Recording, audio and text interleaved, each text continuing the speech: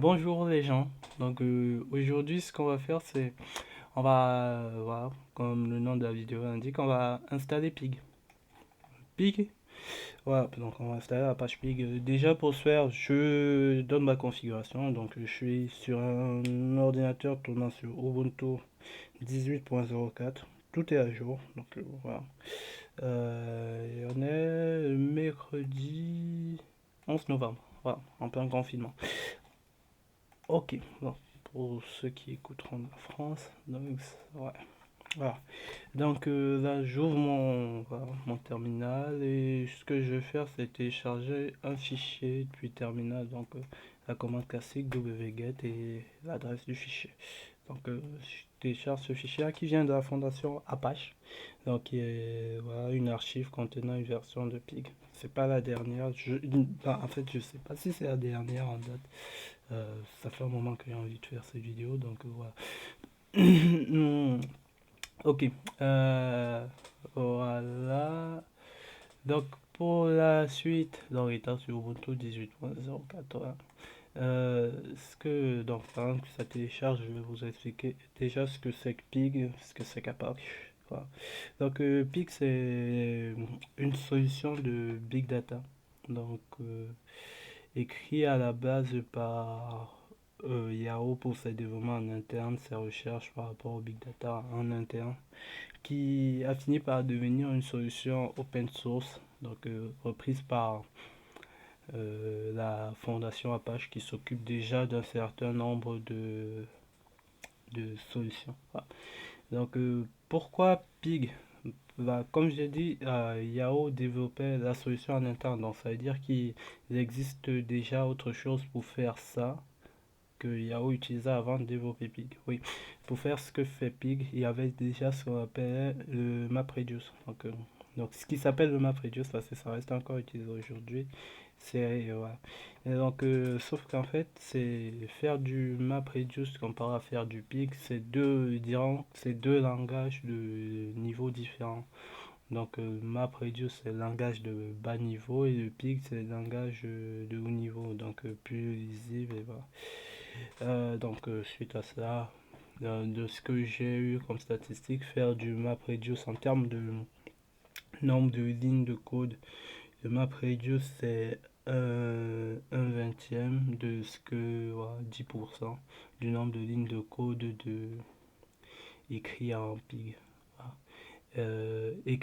Faire du Pig, c'est un vingtième, donc 10% du nombre de lignes de code écrit en MapReduce. Donc ça veut dire qu'on écrit 100 lignes à MapReduce, on en écrira en moyenne 10 en Pig. Voilà. Ça c'est pour le nombre de lignes de code, mais aussi en termes de vitesse de développement. Pig, c'est lisible par un humain, qui n'est pas forcément le cas de MapReduce. Donc, c'est lisible au premier coup d'œil, hein. Tandis que MapReduce, c'est plus, il faut comprendre comment tout fonctionne. Et voilà. Ça fait une grosse différence entre les deux au niveau du temps nécessaire au développement. Le temps de développement sur du MapReduce, on est plus autour, voilà, pour Pig de 1/16e du temps de développement pour du MapReduce. Si vous prenez, voilà, si vous prenez 16 minutes pour écrire du code en, en MapReduce, vous en prendrez en moyenne une pour écrire du code en Pig. Bon, ça c'est aussi, comme je vous le dis depuis, si je vous rappelle, ce sont des vues d'esprit, donc c'est pas exactement ça, mais c'est proche. Voilà. Euh, Maintenant, c'est quoi la... Voilà. Ce qui héberge Pig maintenant. Pour Yahoo, on connaît tous ce que c'est, un géant américain et tout. Mais c'est quoi la Fondation Apache? La Fondation Apache, voilà, c'est une organisation de la communauté de open source qui s'est formée autour déjà à la base du serveur Apache, qui équipe aujourd'hui 70% des sites web. Je crois, ouais, ce chiffre devrait être à jour, je crois. 70% des sites web de la planète sur le serveur Apache. Ils ne fournissent pas seulement le serveur Apache, ils fournissent aussi d'autres technologies. Donc là, par exemple, Pig. Pig, voilà, Pig, Hadoop, donc Hadoop solution de Big Data, incluant Pig à l'intérieur. Sinon, ils ont d'autres services plus orientés GIS, Geographic Information System, donc système d'information géographique en français. Là, on a Map Server, Map Cache qui sont des WMS et des WTMS. C'est quoi? C'est un Web Map Server et Web Map Tile Server. Donc, Map Cache donne des cartes euh, et Map Server donne des cartes et Map Cache est capable de créer des tailles dans des tuiles voilà. Vous pouvez les voir quand vous agrandissez sur une application de cartographie, vous agrandissez l'image, vous voyez des zones se charger en forme, souvent sous forme de rectangle et tout, voilà, ça devient clair par zone. Voilà, ce sont des tuiles en fait, ces zones-là. Donc voilà pour ce qui est de Pig et Mapcache. Ici, donc, je rappelle la version 16.0, 0.16.0, mon système du Ubuntu. Ubuntu c'est 18.04, désolé. Voilà. Donc, on attend que ça finisse. Ça a pris, je pensais que ça prendrait moins de temps que ça a pris un peu plus de temps. Ouais, ça a pris un peu plus de temps que ce que je pensais. Ça a pris un peu plus de temps que ce que je pensais que ça allait prendre, mais bon. Mais bon, voilà. Hum, Sinon, voilà, Pig permettra d'organiser, de gérer des fichiers, et du contenu d'information en dessous. Alors, c'est bizarre là, c'est quasiment devenu nul à un moment. C'est quasiment devenu nul à un moment. Euh, Normalement, j'ai essayé de fermer d'autres fenêtres. J'espère que ça va s'accélérer. Non, toujours pas. Ouais, non, toujours pas. Ok.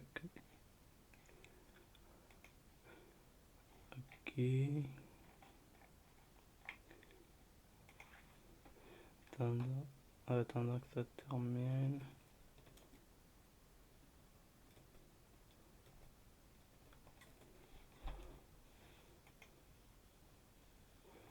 Ouais.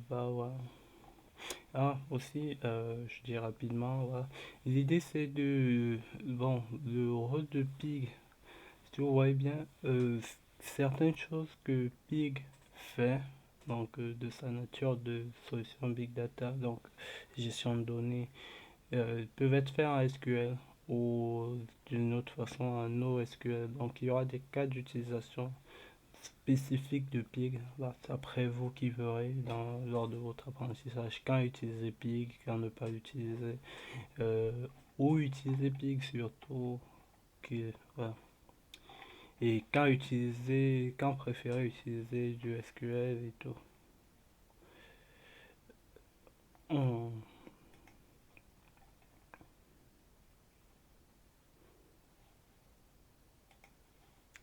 D'autres pics, euh, il existe une possibilité d'écrire du code Pig venant d'autres langages. Donc ici on aura peut-être du Java de ce que je connais, du Ruby aussi pour ce que j'ai déjà fait. Mais voilà, après je crois qu'il y a du Python. Et voilà. Donc on peut écrire du code pour Pig venant d'autres langages. Ah. User define system. Ok. Donc notre téléchargement est fini. Je vérifie qu'il soit bien téléchargé au bon endroit. Donc il est là. Donc en bleu sont les dossiers, en blanc les fichiers. Et là c'est fichier un peu spéciaux qui demande un certain schéma pour avoir accès. Allez, là, je décompresse. Normalement ça devrait pas prendre longtemps à décompresser. ls. Donc il est là. Ce que je vais faire c'est des pics ls. Donc on a des tests, des tutoriels, quelques scripts par-ci par-là, des intégrations pour Java, des livres. bloc, mais ce qui nous intéresse c'est celui-là, donc le bind. Donc je vais dans bind et là voilà, donc on a pig pour Python, pig pour la commande, donc on va utiliser plus tard, et pig. Moi ce que je fais c'est pig. Voilà. Déjà ici qu'est-ce qu'on aura, donc il fait dans ces pics, ça marche pas, pourquoi? Parce que pig demande normalement l'accès à un cluster de calcul dans ça, dans ce cas de figure. Et alors je suis sur ma machine en local, j'ai pas configuré le cluster, donc il me demande si vous voulez utiliser en local, donc rajouter la commande -x local, la commande line. Donc je reviens mais -x local. Voilà. Et là normalement j'ai un second qui est l'environnement d'exécution de pig. CTRL C. Et là qu'est-ce que voilà. Donc voilà. Maintenant qu'est-ce que je fais? Je vais éditer. Voilà. Donc j'ai du pig. Là pig vous pouvez l'utiliser comme ça sans problème. Mais sinon vous d'autres cd de points cd. Alors, je reviens au home et là je tape pig. Juste pour vous montrer un truc. Pig n'est pas reconnu. Donc pig n'est pas installé. Donc vous pouvez l'installer. Donc je vais vous montrer comment. Donc pour le faire. Donc vous pouvez faire de sorte à y avoir accès via la commande, via le cmd. Pas réellement installé, c'est une version portable, mais on a un lien qui pointe, qui permet d'utiliser dans la commande. Donc pour ce faire, on va faire du sudo c. Donc on va éditer le bash rc, j'édite.